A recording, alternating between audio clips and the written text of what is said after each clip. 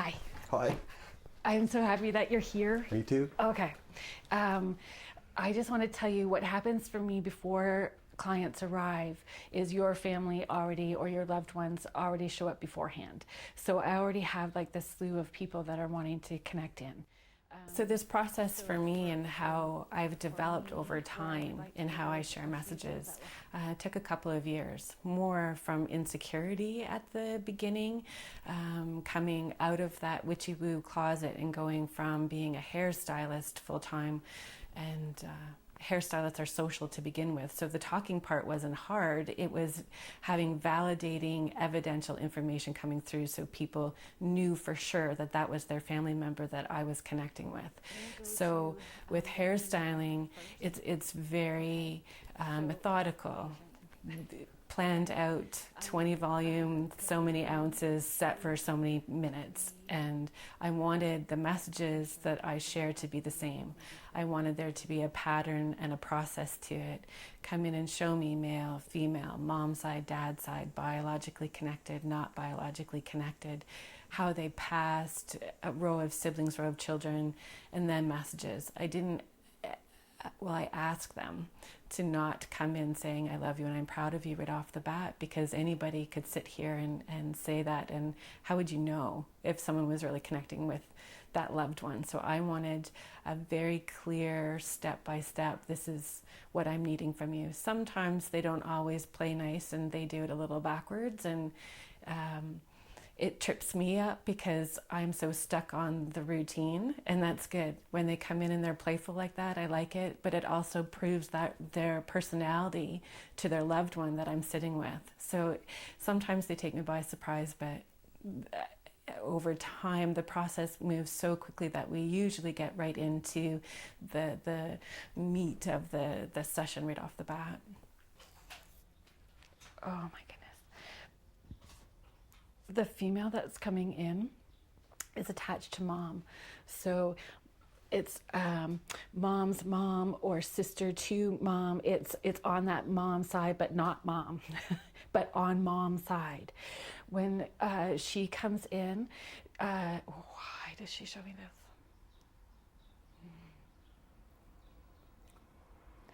this? So sometimes they show me other things, either physical attributes or things about them to try to validate who they are, okay? When she comes in, she's saying that she's not the reason or the purpose or why you were pulled to have the session, but she's just kind of the happy extras that are going to be on the outside of this, helping bring the other people in. Okay, so this is it, but it's not mom. This is mom's mom. She's very clear in showing me like mom is here. Mm-hmm. So this is above her. Mm-hmm. She keeps showing me, was grandma kind of heavy chested? Mm-hmm. Okay. Mm-hmm. Okay. That was the first thing that came into the room. Okay. When she came in to describe what she looked like, okay, was that she was heavy chested. It's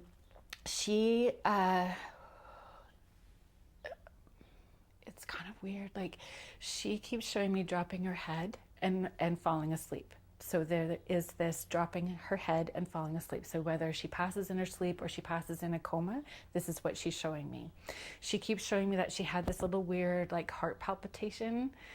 So it's this weird heart palpitation, and then she's dropping her head forward. Does that make sense? It does. So, and not wanting to talk about her health. Like, she's showing me that she didn't talk about it. She didn't tell people what was going on. Does that make sense? Mm-hmm. Okay. When she comes in with it's like a strong but loving personality. Like, I don't think that you'd be able to lie to her because she would be able to know it right off the bat. She's got this very strong but very loving personality when she comes in. Lots of stuff going on for her though, eh? Mm-hmm. Okay. That would be my grandmother. Oh yeah, your mom's mom, your grandmother. There was like more than one physical health thing going on. It's like she just keeps showing me here, here, here. And part of it is because she wasn't taking care of herself. She keeps showing me that people tried to help her, but she didn't allow them to. And, Right. and so what she shows me with your mom is your mom almost has this, two things. She keeps showing me either inside the joint, so whether it's like there's something about your mom's hip. Yep. She keeps wanting to talk about this, Yep. and then she keeps showing me like chest-related anxiety, Man, that's incredible. pain. Yeah. But your grandmother is showing me that she wants to take ownership of some of that stuff. That she wants to apologize to your mom. That she's taking ownership of some of this stuff. There was no balance for your mom. Your mom would try to do things that she thought was the right thing to do, and would kind of get punched in the face for it. Not literally, but No, a lot. yeah, A real lot. yeah, yeah. She I comes know in who you're talking about. Yeah. definitely shows me that she owes your mom an apology, and that if your mom needs to give her mom, so your grandma needs permission to forgive herself for her behavior. Wow. Yeah, your mom definitely had like lack of emotional support from her mother. Yeah. Okay. She's all done. She just like walked out of the room. Came in, said what she needed to say, and then walked out. When we first started, and you sitting down, all I kept feeling was acid reflux, indigestion, heartburn, really bad coming off of you. That's me. Just to hear those messages and know that they're still around us is profound for healing. I think it helps move us on our journey rather than being paralyzed by our grief. It can allow us to find comfort and healing through the messages. I think that part of my job, beyond making these connections for you, which he kind of feels, he's got a little bit more to say, but then he almost feels done too, and then we're moving on, is to teach people to understand that it's more than just these connections. It's understanding that what they didn't finish healing or learning trickles down to each person. And he just keeps showing me it's like one cycle after another cycle of this not healthy related issues that have not been dealt with That's properly. crazy. So heartburn, indigestion, acid reflux is always about anger that's not being dealt with properly. Correct. Not speaking your truth, not getting your anger out, and shoving it down. So what happens is the universe will send you the, hey, heads up, you need to pay attention. Hey, heads up, you need to pay attention. So usually that will lead up to heart-related issues. So what I tell people is a couple of different things. You have to learn to let go of where the emotions are, right? Especially anger is hard because we get taught that feeling angry towards somebody is a bad thing, that you're not supposed to, but anger is an emotion that we have to allow ourselves to feel. So even if you grab a garbage can and a baseball bat, you go in the garage and beat the crap out of it, no one sees you, feels good, but it has to be released somehow in a positive way. Right. It starts helping alleviate. And when you can think about where, like, when does it happen? What have you been thinking about, or what you have just experienced? Then you can release those emotions attached to it. Frustration, anger, guilt, didn't get your voice heard. That's huge for you as well, too. Whoever it is at the moment that's showing me, is that you don't get to speak your truth and have it heard. So it's talking and it kind of goes in ears and out the other side. Sorry. No. Does that make sense though? Yeah. Okay. Yeah. Do you mind me asking how many siblings you have? I have 3. Sorry, myself and 2 others. All right. And is one crossed over though? Yes. Because I have one of your siblings pulling up. All right. So 3 siblings living or 3 siblings total? 3, myself and 2 others total. Okay. One's passed. Someone keeps putting you on top. I don't know who's coming in, but they're making me really sick to my stomach. The closer they get, the more I'm gonna gag. Sorry. No. And again, it's either medication, sepsis, or cancer. It goes through their whole system. Yep. So this one that's to the side of you, so sibling that's coming in, had to have had something like that going on, cancer or sepsis, because the closer that sibling comes in, the more I get sick. And that's second to me. Whoever this, Second person, yes. my brother. And is that how he passed, though? Is that where it was? He died of cancer But where was his cancer? in the brain. Did it start somewhere else and go up into his brain? Because I'm telling you, whatever that medication feels, he's showing me like his head dropping forward, being in a coma, not being able to say goodbye properly, Yeah. feeling people talking to him, but he couldn't communicate back out. But from my neck down, it feels like my body is floating, full of fluid, falling apart. So if that's how he was feeling, I don't know. I'll just tell you, the closer he gets, the more that's how I feel.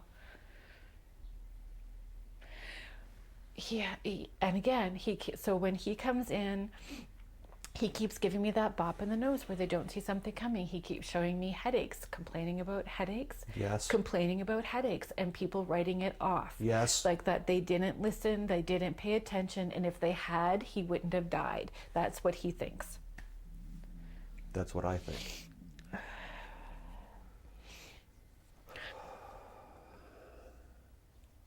When they start doing this, Yeah. it's usually like facial hair. Yeah. He keeps doing this longer than yours, though. Oh, yeah. It's this. Whoa. Oh, Like right down here. yeah. That's him. Okay. Yeah, that medication, whatever they did, he's showing boom, boom, boom, boom, boom. This runs through him so fast. By the time he's saying, like, there was no easing into the idea that he was not going to live. No easing into it at all. He was out west with his wife, and he entered hospice. And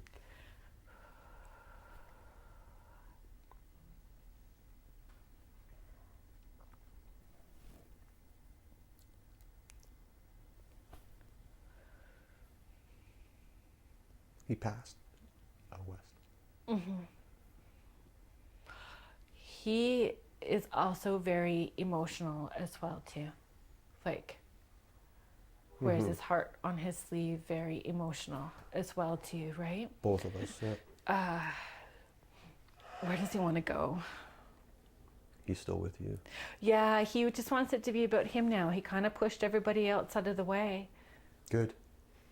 Yeah, he pushed everybody else out of the way because he keeps showing me that a couple of different things. Yeah, see? He keeps showing me there's something about being, again, that punch in the face, feeling emotionally attached to his... Oh, see, there's lots of healing happening there. Attached to his funeral, attached to his wake and his funeral, there is another punch in the face, anxiety, anger, resentment attached to what happened after he died. Because he keeps saying sorry, that he's sorry, that he's sorry. It wasn't dealt with properly. It wasn't how he would have wanted it. I knew that. Yeah.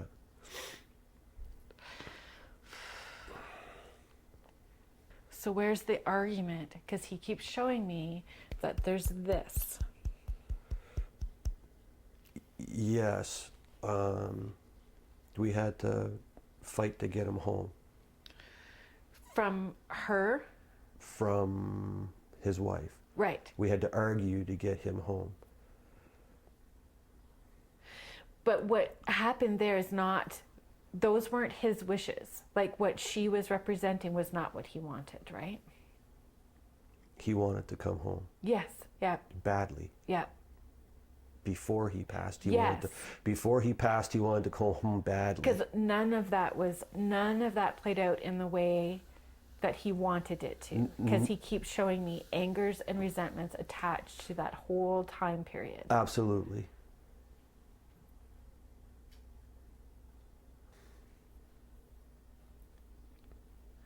He keeps showing me a bench underneath the tree. Yep. Okay. That's the spot. Okay. Just off to the side. Okay. That makes him, like, that feels very peaceful. The lead up to where he was at beforehand, not peaceful at all. No, it was not. So is there a child before him? Like, did she have a child coming into this relationship, or did they just have one together? How does that work? Because there's a child attached in here that doesn't necessarily feel emotionally connected to him. Yes.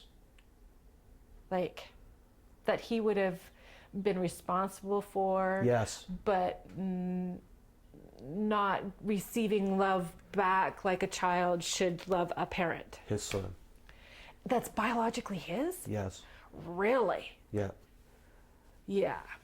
That's just all wrong.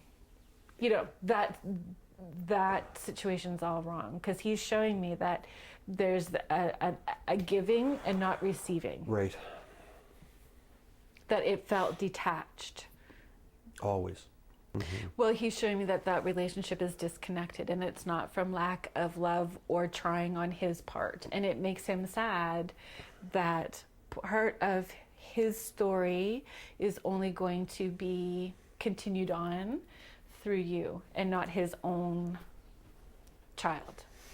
And he's so right. Like, he keeps showing me music. Music.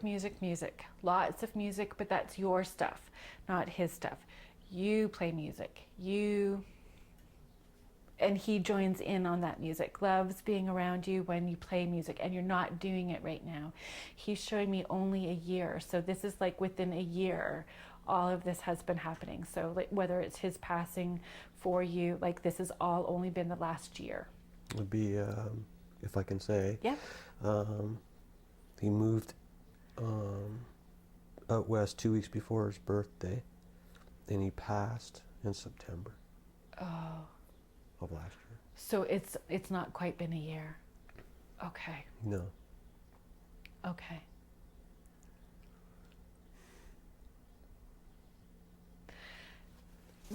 That move didn't feel right either, though. No. That move wasn't right either. No.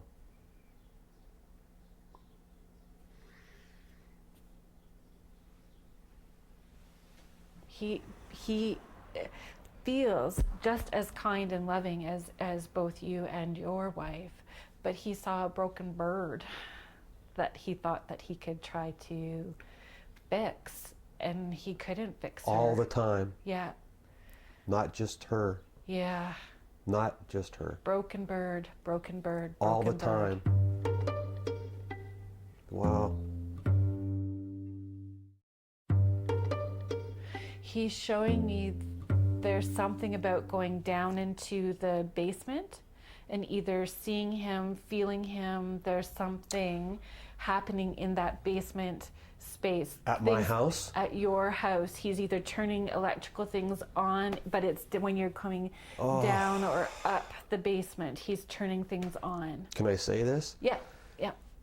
My damn TV converter. Oh. I have an end table. Sure. iPad, glasses, TV converter. Yeah. You go down after your day's work, TV converter's right in front of the chair. Yeah. It happened 3 or 4 times. Finally, the 4th time I said, Vern, do me a favor. Yeah. Put it under the coffee table. The next time it happened, it was put under the coffee table. Oh, I love that. Rubber pads down. Yeah. So I wouldn't step on it. Yeah. I love it. And And I tell people all the time, left brain it. Just because if you're in a session with me and they come in saying, this is what I'm doing, you don't have to take it for face value right off the bat. I would left brain it. Okay, so you say that this is what you're doing. I need you to show me. Do it again. And they will. Yeah. Because they love us. They're with us. They want to validate that that still exists after they pass. That they're trying to help you. He's trying to help you let go of the amount of guilt you feel, because there is nothing that you could have done differently to prevent that from happening. Nothing. He was just a nice guy that wanted to be loved as much as he was loving out, and it just wasn't balanced in those relationships. The other thing that he keeps showing me that I need to tell you the difference is, if you drop, like, when they make me feel this stuff in my head, it's always like dream time, right? So he's showing up during dream time. Does that make sense? Mm-hmm. So I need to tell you the difference. I'm out to educate the population. There is a difference between dream time and visitation. So dreams will fade and go away. Don't remember them, you wake up and they're gone. A visitation you will remember. It's vividly real, never fades, never goes away. He's showing me that he visits you, that it's a visitation, and that you can feel him with you all the time. Mm-hmm. That's real. It's not. Mm-hmm. It's not just because you want to make it that. So he wants to validate that for you. It's frequent too, eh? He keeps showing me wind chimes outside the house. So there's something about these wind chimes outside of the house, and it feels more in the backyard than in the front. So he plays with the wind. He plays with the wind chimes at the cottage. Okay. He plays with the wind chimes. Wow. You told him. He's saying that you tried to talk to him about not going.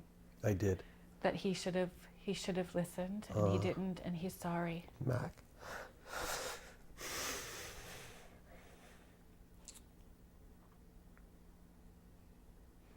Yeah, I told him, don't do this. Yeah. He really thought he was going to be loved back the way that he was giving it. Yeah. That's the tough part. He keeps showing me driving truck. Like, there's something about driving trucks. So driving truck, that he just loved driving truck. Yep.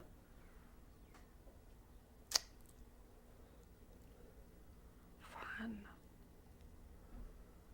Again, then he's teasing you about driving like an old man. That's incredible. You drive like an old man. I do. And he's right. It's not me calling you that. No. Well, no. You just keep showing drive. That's like right. an old man. Yep. Okay. Oh my But teasing, God. like it's said with love, right? Yeah. And that he's with you. Like he just needs you to know that he wants you to be happy again. That you could not have changed this. And that he knows that you loved him. And that you know he loves you. He's very great. It's so weird. Like, he's happy that he's home. Loves the bench and the tree. The bench and the tree make him very peaceful where he is at. So you need to So do that. I. Very peaceful. I like the bench and the tree too. Good. Because he says thank you. Is there anything that you want to ask him? Is he fine now? Yep. Is he on a beach? Okay. Was he not, he kept showing me, like, it's that hard whiskey drink is essentially what he's got. So you need to know that he's got his feet up with ice in his glass is what you need to know. That's what I told him on Super his. fun. That's what I told him on his birthday. I hope you're somewhere on a beach with a nice big cigar Yeah. and a nice glass of rum Nice. on his birthday. Cool. Wow. Thank you so much for allowing me to do this for Thank you. Oh, you're welcome. You're welcome. It feels Well, I think the important thing is for people to understand how they feel, what their gut's telling them, really. He's lovely. I think that's the most important thing. I think our lives are so busy, we go along and we don't listen to the smallest little thing, like a wind chime. Or how about the little birds? We don't listen to that stuff. We're too busy. And I think that's a good part of that, that I will carry from here. When people come, a lot of the response I hear afterwards is that they've received a lot of healing and closure. They're more at peace. I will continuously tell people, though I am not a counselor or a therapist, I am good at hearing people that are dead. I can see them and hear them and talk to them and they talk to me, but in no way does that replace a grief counselor or an educated therapist or a psychotherapist. Like, those people have their place in part of that healing factor for my clients, just as I do.